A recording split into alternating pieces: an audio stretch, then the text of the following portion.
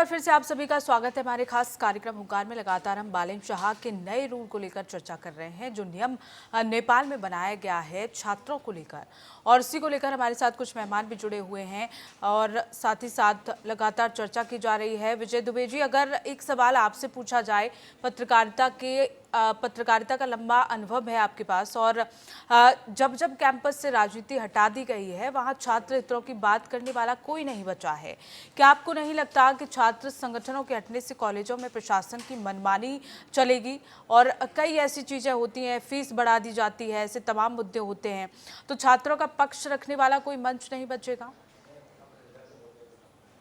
नहीं, छात्रों का पक्ष रखने वाला मंच तो नियमित तौर पे जब राजनीतिक दलों ने ही अपने छात्र यूनिट्स बना दिए।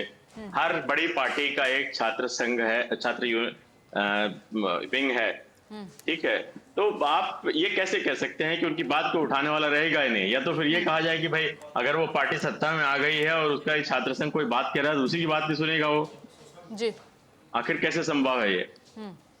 अरे भाई, छात्रों का विरोध अगर किसी बात को लेकर के है, देखिए, एक तो सबसे बड़ी बात यह है कि जो सरकारी कैंपस यूनिवर्सिटीज के जो परिसर जो हुआ करते थे, उनमें बहुत ज्यादा अब प्राइवेट सेक्टर की एंट्री हो गई है, जो कि अपने हिसाब से चीजों को ऑपरेट करता है। प्राइवेट यूनिवर्सिटीज आ चुकी हैं बहुत ज्यादा संख्या में।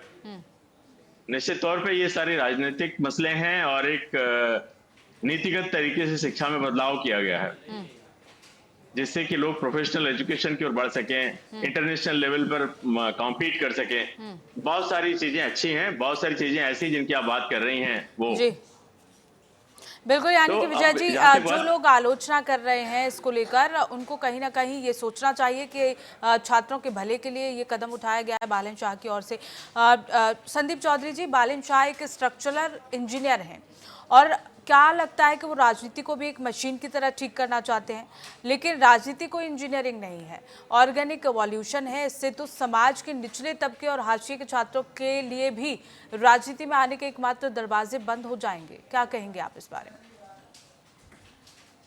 देखिए पूनम जी, मैं इस बात से बिल्कुल सहमत नहीं हूँ कि राजनीति में आने के दरवाजे बंद हो जाएंगे। जितने भी राजनीतिक दल हैं, उन सबके युवा विंग बने हुए हैं। जैसे आपने बीजेपी हिंदुस्तान में सुना होगा, बीजेवाईएम है, इसी तरीके से यूथ कांग्रेस का आपने सुना होगा, समाजवादी पार्टी का भी आपने युवजन सभा सुना होगा। तो सभी पार्टी के अपने अपने यूथ विंग होते हैं, उसके माध्यम से वो राजनीति कर सकते हैं। और ऐसा नहीं है, अगर वहां पर इलेक्शन नहीं होंगे तो कॉलेज की या राजनीति खत्म हो जाएगी युवाओं की, स्टूडेंट्स की। वो अलग अलग पार्टीज के माध्यम से अपनी राजनीति करते रहेंगे। और अगर यूनिवर्सिटीज में कोई प्रॉब्लम आती है, चाहे वो वीसी के सामने कोई बात रखनी हो, चाहे रजिस्ट्रार के सामने कोई बात रखनी हो, तो वो ग्रुप्स में, बॉयज ग्रुप्स में रहते ही हैं। कोई भी प्रॉब्लम आती है तो 2-4-10 लड़के जाकर, 2-4-10 लड़कियां जाकर के अपनी बात रख सकते हैं। तो ऐसा नहीं है कि उनके रास्ते बंद हो गए हैं या अब वहाँ की राजनीति जो यूथ लेवल की या जो रूट लेवल की राजनीति है वो बिल्कुल खत्म हो जाएगी।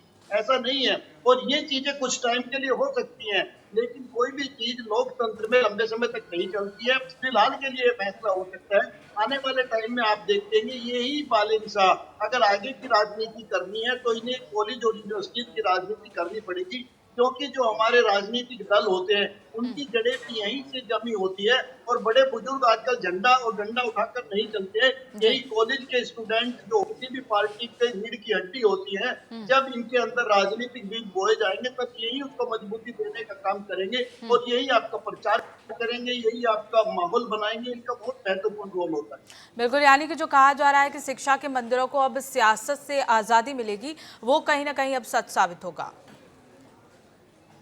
देखिए, शिक्षा के मंदिर से जो आजादी वाली बात है पूनम जी, उसको मैं ये मानता हूँ। आप हमारे देश में देखिए, हमारे साथी बैठे हैं, कई लोग आज भी जेलों में पड़े हैं जो स्टूडेंट छात्र राजनीति कर रहे थे। उनके ऊपर इतने गंभीर गंभीर आरोप है कि उनको जमानत नहीं मिल रही है, और बड़े बड़े केस में लोगों को जमानत मिली है और राजनीति का शिकार हो जाते हैं। कुछ सोशल वर्कर भी राजनीति का शिकार हो जाते हैं, कुछ अच्छे पत्रकार भी राजनीति का शिकार हो जाते हैं। आप ये देखिए, मैं कई पत्रकारों का आपके सामने नाम लूं, क्योंकि आप मीडिया फील्ड से आती हैं, आप समझ सकती हैं। जिस तरीके से अभिषेक शर्मा एक बड़े रहे, आज उन्हें कहीं ऊंचाई पे होना चाहिए था, लेकिन उनकी राजनीति खत्म हो गई है।